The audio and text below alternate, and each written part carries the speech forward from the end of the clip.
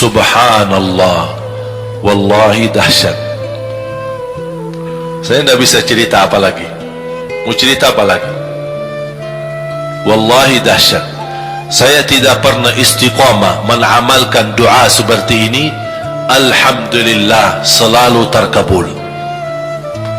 Bahkan nyata Allah kasih. Udah selesai.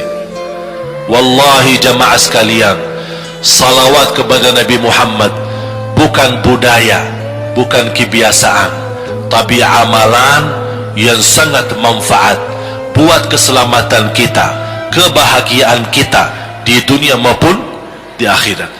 Rasulullah sallallahu alaihi wasallam, yuhasibullahu al-'abida laisa bainahu wa bainahu turjuman.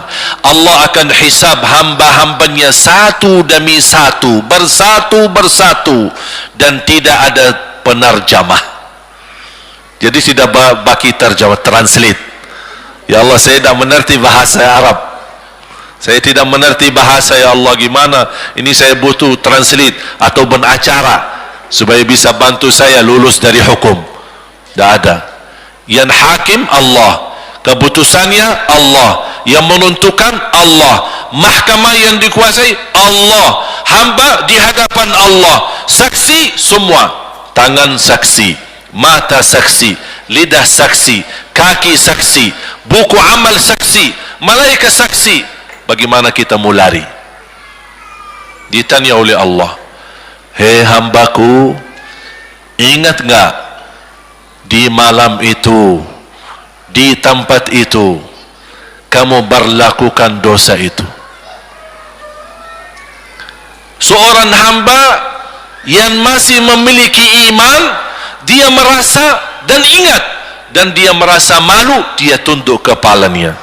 Kata Allah, malu ya, malu. Tunduk, ya malu ya Allah, malu. Dan subhanallah, tanda rahmat Allah, ketika Allah bertanya dengan kita, tidak ada orang lain yang bisa lihat. Supaya apa? Supaya hisab kita di antara kita sama Allah tidak terbocor kepada orang lain, supaya tidak malu sama orang lain. Allahu Akbar. Habis kita sudah raku diri, ya Allah, saya ingat dan saya rasa salah dan saya malu. Apa kata Allah? Waktu itu kamu lakukan dosa itu, aku tutupi. Aku tutupi. Tidak ada yang tahu. Kita lakukan dosa ini udah sekian tahun, ada yang tahu nggak? Tidak ada yang tahu. Karena kita lakukan di saat sembunyi.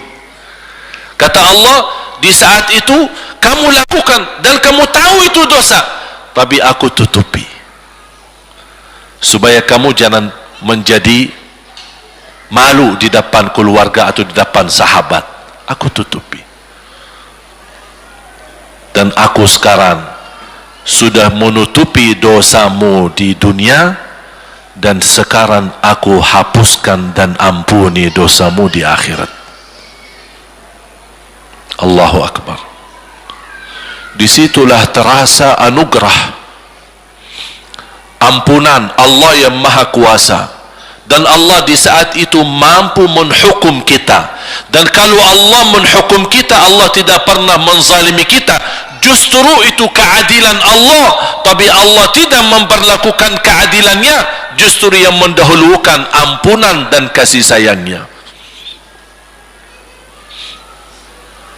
Habis selesai hisab, harus semua tanpa kecuali liwati neraka Jahannam di atas sirat. Sirat yang panjang, yang kejam seperti pedang, yang tipis sampai tidak bisa dilihat oleh mata. Katanya tipisnya seperti, subhanallah, imam bisa jalan di atas rambutnya. Kejam lagi, masuk di atas serat, terus jalan. Di saat itu ada doa yang ia melamatkan kita sampai menuju surga. Nabi Muhammad sallallahu alaihi wasallam, dia sudah duluan.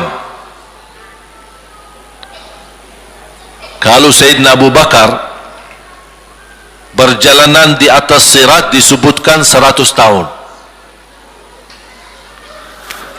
tapi Sayyidina Abu Bakar satu langkah di atas sirat, langkah kedua di depan pintu surga. Dahsyat. Ini Sayyidina Abu Bakar seperti itu. Bagaimana Rasul? Rasul sudah menunggu di depan.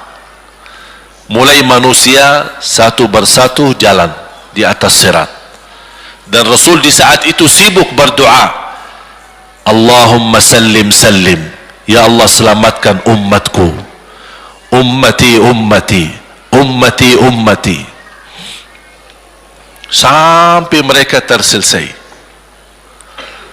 Sampai di situ saja. Sebelum masuk surga ada berita gembira untuk umatnya Nabi Muhammad sallallahu alaihi wasallam. Tidak boleh ada yang masuk surga harus berjumpa dengan beliau dulu, tatap muka, dan disediain minum yang disebut air Al-Kautsar, dan di situ banyak gelas. Tinggal kita ambil gelas dan minum. Begitu kita mau ambil gelas dan minum, datang Rasul, jangan kamu minum langsung dari tanganku sendiri.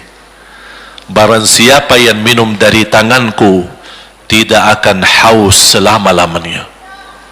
Allahu Akbar. Di situ terasa kemuliaan.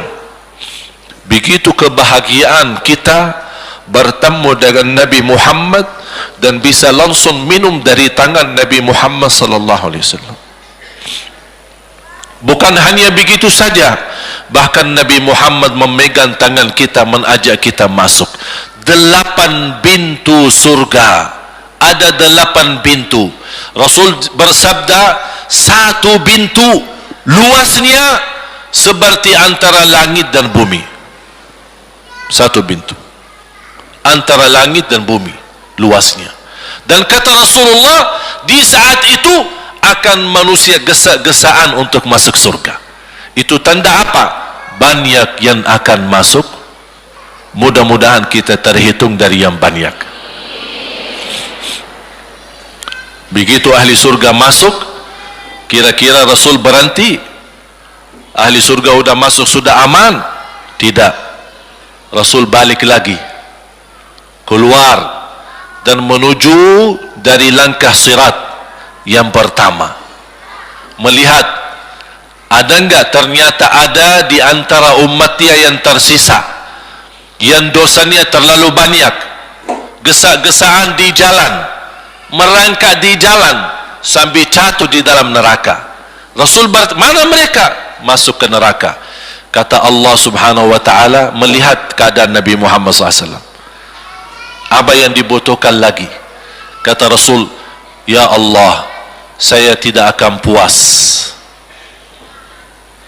masuk surga sampai hamba-hambamu yang ada di neraka, umatku, diselamatkan. Allah subhanahu wa ta'ala mengizinkan Nabi Muhammad keluarkan dari neraka. Dia keluarkan. Sudah cukup ya Nabi Muhammad? Tidak cukup ya Allah, masih ada lagi. Diambil lagi, dikeluarkan, diambil lagi, dikeluarkan. Artinya dari umat Nabi Muhammad yang masih banyak dosanya, yang masih banyak kelewatannya sama Rasulullah, yang tidak pantas memberi kemuliaan kepada Rasulullah SAW, dapat pula syafaatnya Nabi Muhammad. Yang tidak pernah memberi tanda sayang dan cinta kepada Rasul, dapat rasa sayang dan cinta Nabi Muhammad sallallahu alaihi wasallam. Sambil kata malaikat Jibril, demi Allah saya melihat Nabi Muhammad mengambil manusia dari neraka Jahannam, diselamatkan dari siksa dan membawa mereka ke surga. Kata malaikat Jibril, sambil aku kira tidak ada lagi yang tersisa di neraka Jahannam, saking banyaknya yang dikeluarkan oleh Rasul. Itu syafaat Rasul sallallahu alaihi wasallam. Oleh karena itu jamaah sekalian, ini yang saya ceritakan. Saya mohon kalau anda lagi bersalawat, ingat itu semua. Nabi Muhammad bukan Nabi yang biasa. Nabi Muhammad adalah Nabi yang penolong kita nanti di hari kiamat. Seandainya kita masuk neraka Jahannam, masih ada harapan kita dapat syafaat Nabi Muhammad sallallahu.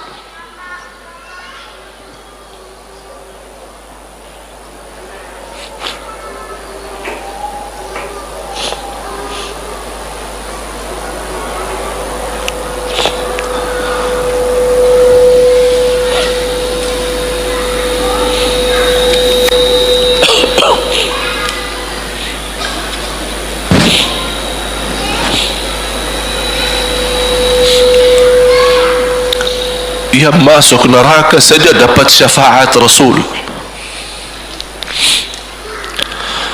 Jadi sejauh mana kita bisa mencintai beliau, sejauh mana kita minat mempelajari kehidupan beliau, sejauh mana kita mengenal sunnah-sunnah beliau. Di zaman ini, umat yang paling bodoh terhadap beliau kita, umat Islam.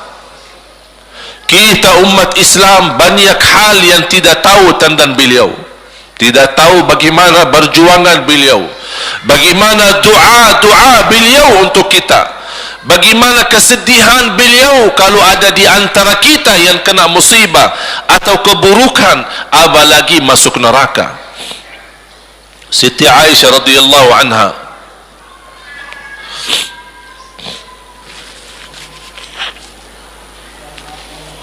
Siti Aisyah radhiyallahu anha pernah minta sama Rasul doa. Ya Rasulullah, tolong doakan saya. Rasul mendoakan, Allahumma ighfir li Aisyah ma taqaddama min dhanbiha wa ma ta'akhkhar, ma qaddamat wa ma akharat, wa ma asarrat wa ma a'lanat. Ya Allah, ampunilah dosa-dosa istriku Aisyah, dosa yang lama, dosa yang baru, dosa yang terang-terangan maupun dosa yang tersembunyi. Siti Aisyah menaminkan doa Nabi Muhammad dan menangis dan bangga dan senang. Saking senangnya, saking bahagianya, dia tertawa sambil Rasul melihat Siti Aisyah. Senang wahai Aisyah? Apakah kamu senang dengan doaku? Kata Siti Aisyah, bagaimanakah aku tidak senang? Aku justru merasa bahagia dengan doamu untukku ya Rasulullah. Apa kata Rasul? Ketahuilah wahai Aisyah, ketahuilah doaku yang baru ini untukmu, itulah selalu doaku untuk umatku di setiap salat. Itu doa Nabi kita buat kita. Setiap beliau salat mendoakan kita, ya Allah ampuni dosa umatku, dosa yang lama, dosa yang baru, dosa yang sembunyi, dosa yang terang-terangan. Setiap salat itu doa Nabi kita, Nabi Muhammad SAW untuk kita semua. Apa yang diminta oleh Rasul? Rasul tidak minta banyak dari kita. Salah satu yang diminta oleh Rasul dan memohon